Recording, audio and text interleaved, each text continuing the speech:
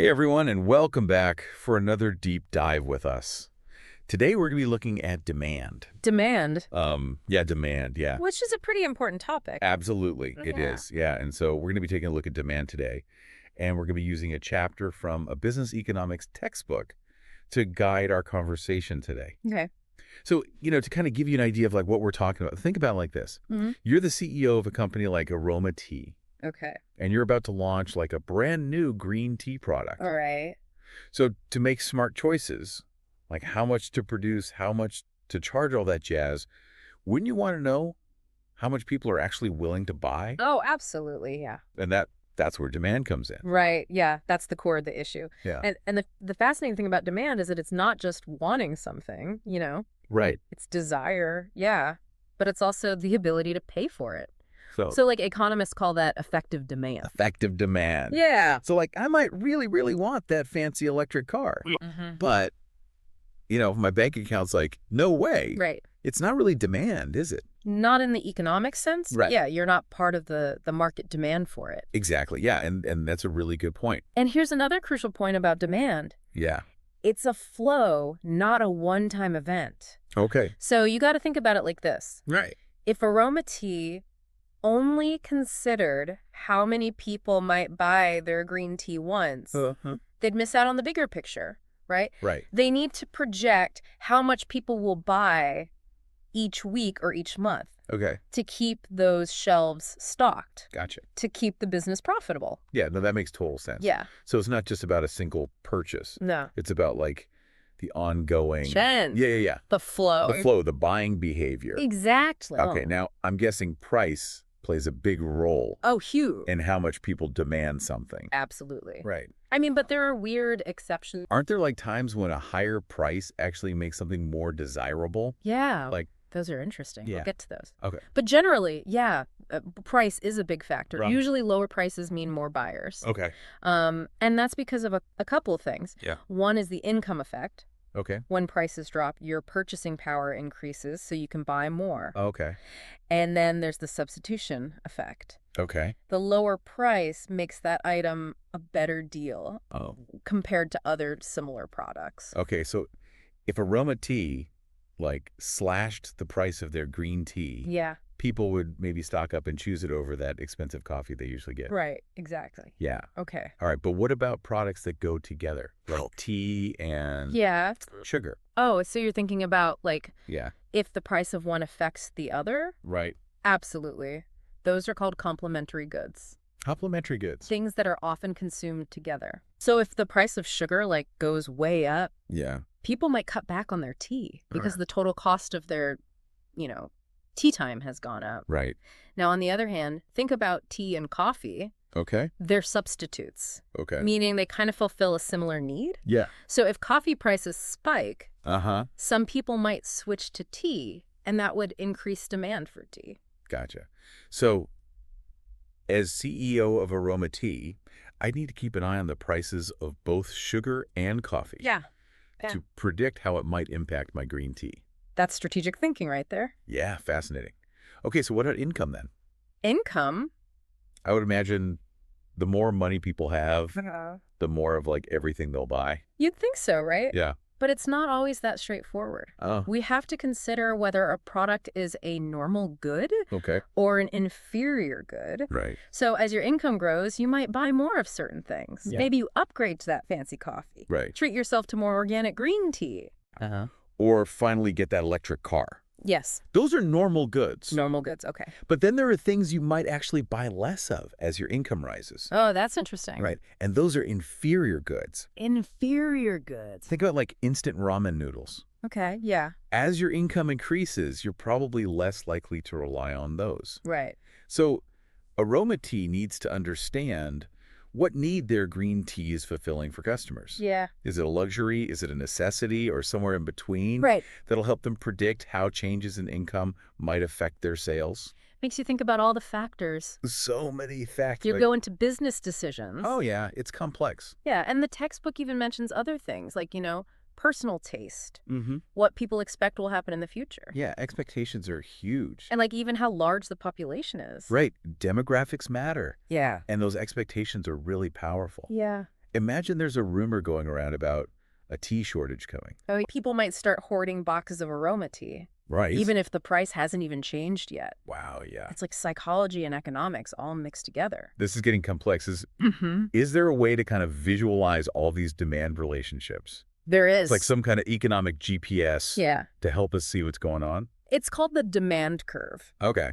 It's a graph Uh-huh. that shows how the quantity demanded Okay. of a good changes as its price changes. Right. And usually it's downward sloping, Oh. illustrating the law of demand. Okay. As price decreases, quantity demanded increases. I'm looking at figure 1 in the textbook now, and it's starting to Oh, click. what? So if Aroma Tea wants to sell a lot of their new green tea, they might have to consider lowering the price to entice more buyers. Exactly. And to see the even bigger picture, Yeah. we can look at the market demand curve, Oh, which right. combines the demand of all individuals in a market. All right. We see in figure 2, it shows how the entire market responds to price changes. Gotcha. But remember, economics wouldn't be economics without a few curveballs. Oh, you're absolutely right. There were some interesting exceptions to this classic downward sloping demand curve. Oh, yeah, there are some fascinating exceptions. Okay, now I'm really intrigued. Good. Let's dive into those exceptions Let's do it. and see how they defy the usual rules of demand. All right, let's go. Welcome back to our deep dive into the world of demand. Yeah. Before we jump into those fascinating exceptions, Yeah. we were looking at how businesses can use the demand curve to kind of strategize their pricing. Right. But let's flip the script now Okay. and see how you can use this knowledge Right. to be a savvier consumer. Okay, I'm all ears. How can understanding demand help me save money and make better choices? Well, it all boils down to understanding something called consumer surplus. The consumer surplus. Think of it as like the extra value you get when you snag a deal. Okay. So let's say you're craving a delicious latte, and you'd happily shell out $7 for a really good one. Okay. But then you stumble upon this charming little cafe Yeah. that serves amazing lattes for only $5. Oh, I love when that happens. Right. So that extra $2 I saved, that's my consumer surplus. That's exactly it. It's like a reward for finding a hidden gem. Yeah, it's the difference between what you're willing to pay Okay. and what you actually end up paying. Gotcha. And economists use this concept to understand just how much value consumers get from different products and services. So the bigger my consumer surplus, the happier I am as a customer. In theory, yeah. But wouldn't that also mean businesses are losing out on potential profits? Well, it's a balancing act for sure. Yeah, it feels like a bit of a tug of war. It is. Businesses want to maximize their profits. Right. But they also need to attract customers. Right, of course. Now, another way to understand consumer behavior Okay. is through the concept of indifference curves. Indifference curves. Have you ever been at the grocery store? Oh, yeah. Trying to decide how much tea and coffee to buy for the week. Oh, this is so relatable. I do this all the time. Right? Sometimes I'm in the mood for more tea. Sometimes it's all about the coffee. Exactly. And so are you saying there's an economic theory behind my caffeine cravings? Yeah, like, is there? There is. Really? Indifference curves represent different combinations of those two goods. Okay. Tea and coffee, in your case, Mm-hmm.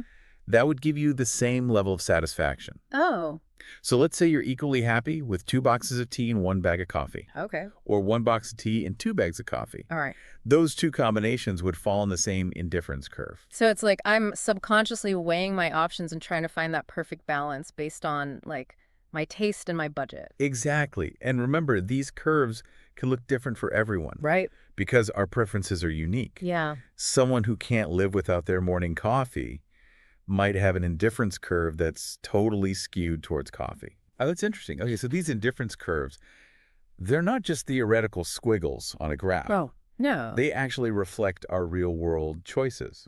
They do. They represent real preferences. That's so cool. Yeah. And to see how those choices play out within our budget, we bring in something called the price line. Price line. It's basically a visual representation of all the possible combinations of tea and coffee you could buy, Okay. given your income and the prices of each. So like a boundary line. Yeah, think of it as your spending limit. Gotcha.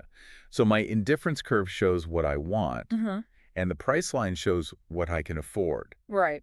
Where those two meet, that's where the magic happens. You got at that point where your highest possible indifference curve just touches your price line. Yeah. That's your equilibrium point. Equilibrium point. It's the sweet spot where you're maximizing your satisfaction within your budget. Okay. And for businesses, understanding this interplay can be incredibly valuable. Yeah, it's like they're trying to anticipate where our desires and our budgets align so they can offer us products and prices that hit that sweet spot. Exactly. It's almost like a game of strategy.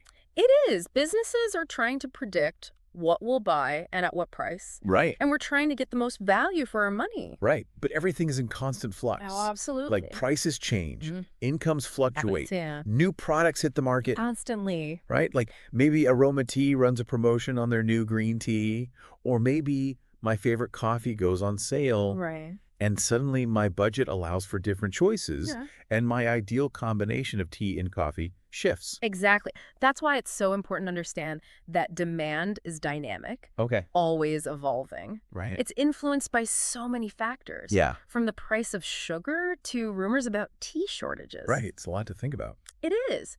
But the more aware we are of these factors, the better decisions we can make, both as consumers and as business leaders. This has been so insightful. Good, I'm glad. We've gone from the basic definition of demand to these really interesting concepts like consumer surplus and indifference curves. Yeah, we covered some ground. It's like we're peeking behind the curtain of economics and seeing how the gears turn. I like that analogy. And we've seen that understanding demand isn't just for economists in ivory towers. No, not at all. It's for everyone. Absolutely. It's about making sense of our everyday choices and navigating the marketplace with a little more knowledge and confidence. I couldn't have said it better myself. But before we wrap up, there's one more big piece of the puzzle we need to explore. The theory of consumer behavior. All right. It's all about understanding how economists try to explain and predict how we make decisions. Right. Especially when we have like unlimited wants but limited resources. Classic economic problem. Let's dive into that next. It's a fascinating area that helps us understand the psychology behind our spending habits. Welcome back to the deep dive. We're wrapping up our exploration of demand. And now it's time to tackle the theory of consumer behavior. Okay. It sounds a bit intimidating. That's a big one. Yeah.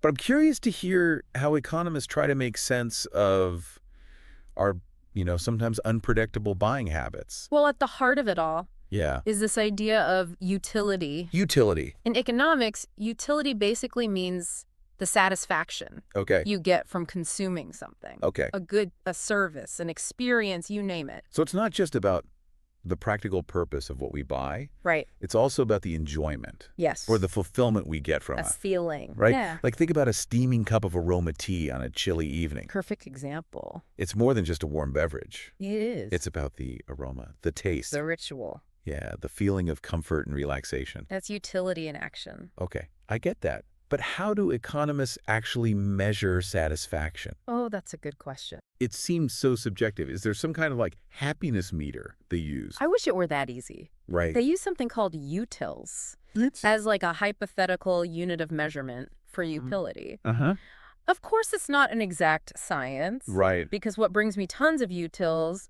might leave you totally indifferent. So it's like saying that first sip of coffee in the morning gives you 10 utils. Yeah. But for someone who's not a coffee drinker, it might only be worth 1 util. Exactly. It's all relative to individual preferences. Right. And that's why understanding individual preferences is so crucial in economics. It is. It's a reminder that we're all different. Totally. And what we value can vary wildly. Yeah, we all have our own utility functions. Okay, so there's this key principle in consumer behavior that I want to talk about. Okay. That helps explain how our satisfaction changes as we consume more and more of something. Okay. It's called the law of diminishing marginal utility. Yes, a classic. Okay. It's a mouthful. It is, let's break that down.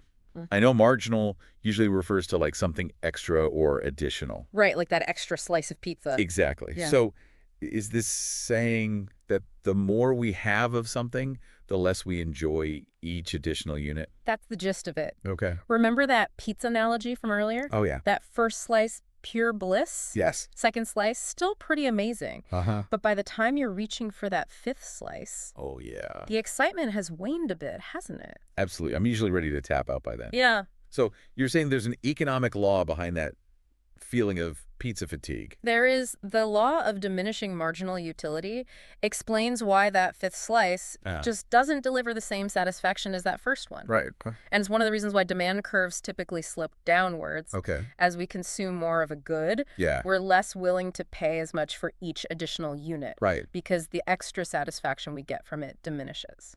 So that first slice of pizza might be worth $5 to me. But by the fifth slice, I might only be willing to pay $1. Makes sense. If that. Yeah, the marginal utility has gone way down. Right. Makes total sense. Yeah. But things get even more complex when we think about how we make choices when we have a limited budget. Right. And lots of different things we want to buy. Exactly, because in real life, it's not just about pizza. Right. We're constantly juggling our spending on everything. Yes. From groceries and gas to entertainment. Yeah. And those tempting aroma tea blends. It's like a giant puzzle trying to fit all our wants and needs within our budget constraints.